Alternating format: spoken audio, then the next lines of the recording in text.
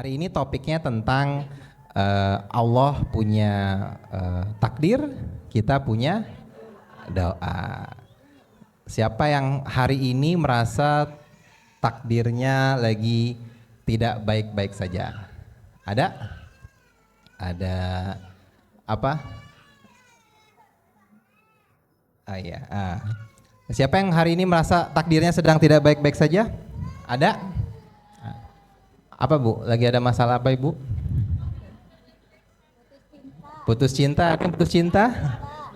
Ada yang lagi sayang-sayangnya terus ditinggal? Mbak mah udah banyak banget Po, bagi dikit apa Po? Udah ditinggal berapa kali Po Eli? 5 kali? Ya Allah Po, Masya Allah. Masya Allah. Nabila sekalipun belum ya Kak Nabila? Satu pun belum nikah Ustadz nih Nabila. Empo udah 5 ya Po. Malah cantik dia sama saya. Masya Allah. Ya, jadi memang kehidupan itu teman-teman semua, Allah memang menciptakan dunia ini sebagai tempatnya bermujahadah atau tempatnya berjuang. Ya, Allah menciptakan dunia itu memang desainnya adalah untuk berjuang, adalah desainnya untuk kecewa, desainnya untuk sedih, desainnya untuk merasakan kekecewaan. Karena memang dunia ini tempatnya menanam, dunia ini tempatnya memanen, dunia ini tempatnya menanam, dan di akhirat nantilah tempatnya untuk memanen. Jadi memang kehidupan dunia ini pastilah akan ada masalah, dan semua dari kita pasti punya masalah. Jangan dikira Mpok Eli mungkin ketawa-tawa dia nggak punya masalah, banyak banget. Dari mukanya kan kita bisa melihat ya. Ada yang disembunyikan, tapi bisa memberikan kebahagiaan, ya kan? Semua ada di sini. Ya Mbak Dewi Bamsud juga kita melihat nggak pernah sedih, tapi pasti masalahnya ya ada lah, ya ada. Semuanya ada. Nah kita sebagai manusia harus bisa menyikapinya dengan baik, dengan benar. Karena beriman kepada qada dan qadar itu termasuk rukun iman. Jadi bukan hanya rukun Islam tapi rukun iman. Sehingga Allah juga sudah sampaikan ya, yang sering kita dengar dan sering pasti kita hafal ya, kaidah dari surat Al-Insyirah ya. Fa inna ma'al usri yusra. Inna ma'al usri yusra. Ini adalah kaidah bagaimana kita betul-betul menerima segala takdir Allah dengan ikhlas dan pasrah. Bagaimana kita belajar untuk menerima takdir yang mungkin seringkali tidak bisa kita terima. Betul nggak? Sering nggak kita menerima takdir yang kita nggak bisa terima? Betul ya? Iya. Karena memang takdir itu tidak bisa disikapi atau diterima dengan akal logika, kita nggak bisa. Tapi setiap takdir Allah itu harus diterima dengan keimanan. Nah, kalau dengan akal pikiran nggak akan mungkin teman-teman. Kalau dengan akal pikiran, Nabi Ibrahim sudah diikat di ujung tiang mau dibakar. Kalau hanya dengan akal logika itu pasti terbakar. Tapi apa? Allah dinginkan.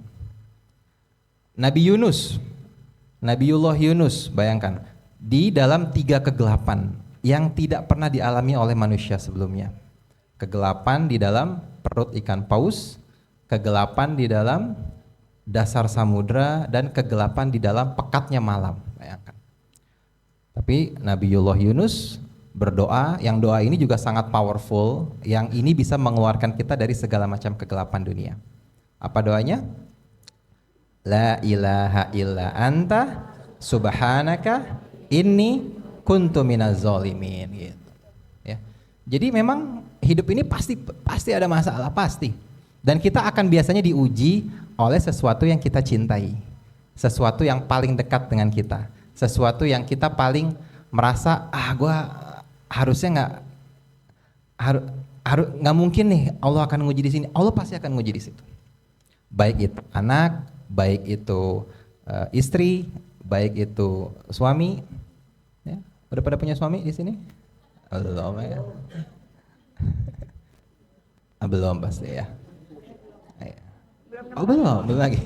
Belum 6 kali Ustadz. Belum yang ke-6 kali ya kan. Jadi Masya Allah. Jadi laki-lakinya banyak. Ya, dan semua punya masalah. Ada yang diuji oleh anak, diuji oleh istri, diuji oleh suami, diuji oleh kerjaan, macam-macam semuanya. Ada aja. Gitu. Tapi Allah juga janjikan la yukallifullahu nafsan illa wus'aha. Ya. Makanya lalu mungkin kita bertanya, bagaimana kalau kita mendapatkan takdir yang mungkin nggak sesuai sama keinginan kita? Bagaimana kita bisa merelakan orang yang mungkin deketnya sama kita bertahun-tahun gitu ya, nikahnya sama orang lain? Ada yang begitu? Ada. Yang mana? Atau kita merelakan sesuatu yang menurut kita sangat berat, atau kita tahu kita akan gagal mengerjakan itu, tapi kita tetap paksa untuk mengerjakannya meskipun tahu ujungnya akan gagal. Nah, Allah memberikan pedoman, Allah memberikan tools bagaimana kita bisa menyikapi takdir dengan sebaik-baiknya. Takdir kalau diterima dengan keimanan, maka kita akan percaya dan kita akan menjadi orang yang ikhlas. Jadi ikhlas itu juga ada namanya mukhlis, ada namanya mukhlas. Mukhlis adalah kita belajar untuk menjadi ikhlas. Mukhlas kita udah ikhlas banget tuh, udah nggak kepikiran lagi tuh. Mungkin mukhlas tuh kayak Mpok Eli lah. Jadi di IG-nya mau ada yang komennya hate, komennya muji, komennya ngebenci, udah nggak peduli. Karena emang nggak dibaca juga gitu.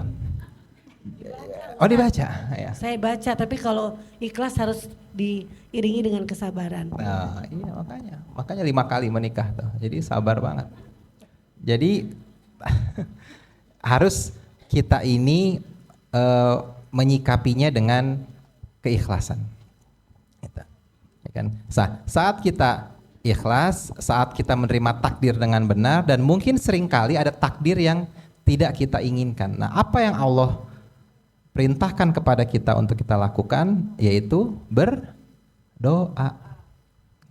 Doa ini senjatanya orang yang beriman dan orang muslim, teman-teman. Doa ini sangat powerful, dan saya juga berulang kali mengalami bagaimana doa itu betul-betul bisa merubah takdir. Benar. Dalam ayat Al-Quran Allah sudah sampaikan, yamhullahu ma yasha wa yuthbit. Allah yang menuliskan takdir, Allah juga yang menghapuskannya. Benar. Jadi boleh nggak kita meminta takdir yang baik? Boleh. Umar bin Khattab pun berdoa seperti itu. Doa Umar bin Khattab, ya Allah, jika memang takdirku buruk, maka gantilah dengan takdir yang baik.